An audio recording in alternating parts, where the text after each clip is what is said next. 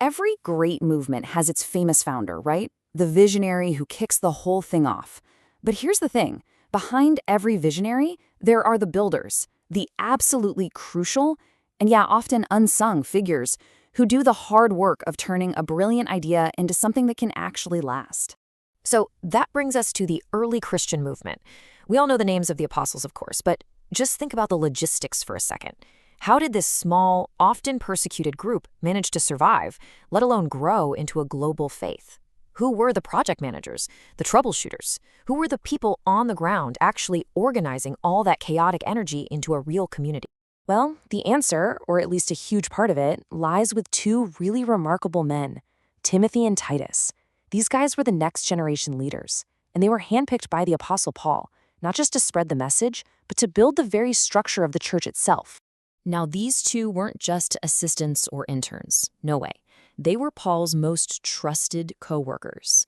And even though they weren't part of the original 12 apostles, they were the ones sent into the toughest situations to organize new communities, appoint new leaders, and basically establish the systems of pastoral life and governance that would let the faith flourish for centuries to come. And here's what's so interesting. They were not carbon copies of each other, at all. In fact, their biggest strength came from their differences. Paul strategically needed two very different kinds of leaders to tackle the challenges of a growing multicultural movement. I mean, just look at their backgrounds. It was strategically perfect. You had Timothy with a Jewish Christian mother and a Greek father. He was the ideal bridge, right? He could connect the church's Jewish origins with its Gentile future. But then you had Titus. He was a full-on Gentile convert. He wasn't just building a bridge, he was the destination. He represented that vast non-Jewish world the movement had to reach. So their very identities became these powerful symbols. Timothy stood for continuity. He was a walking reassurance to Jewish Christians that their heritage was being honored. Titus, meanwhile, he embodied radical inclusion, proving that anyone from any background could belong. You see?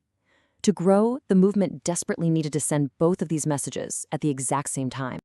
And get this, their personalities were like night and day. When you read the letters, Timothy comes across as young, maybe a little bit timid. He's the guy Paul is constantly cheering on, saying, "You can do this." Titus, on the other hand, he seems to be the tough problem solver, the guy you send in to clean up a mess and get things organized, no questions asked. It's just a fantastic reminder that great leadership comes in all shapes and sizes. So what was their actual mission, their job description? Well, it was to tackle one of the hardest challenges any movement ever faces. How do you go from that explosive, charismatic energy of a founder to the stable, ordered structure of an institution that's built to last? Paul basically gave them a clear three-step mandate. First, get in there and appoint local leaders, or elders. Second, you've got to correct the false teachings and weird ideas that were confusing new believers. And third, and this is the big one, establish order. Set up a system of governance for these brand new communities. So they weren't just preaching, they were building the scaffolding of the church. And honestly, this is probably their single most important contribution. They managed that critical handover from the first generation, the apostles, to the ongoing, structured leadership of bishops and local pastors.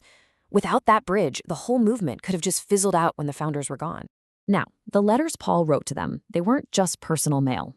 Nope.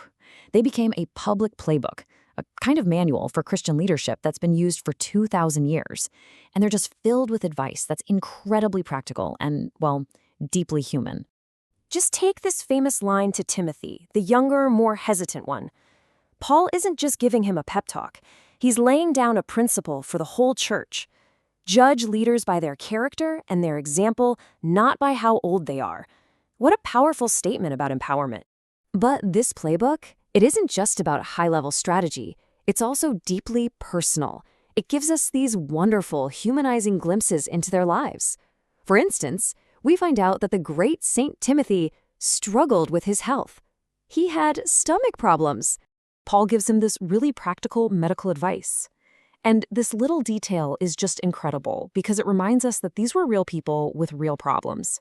It shows us that pastoral care and leadership, it involves the whole person, body and soul. It just makes these giant historical figures so much more relatable. Titus, on the other hand, became a walking, talking theological statement.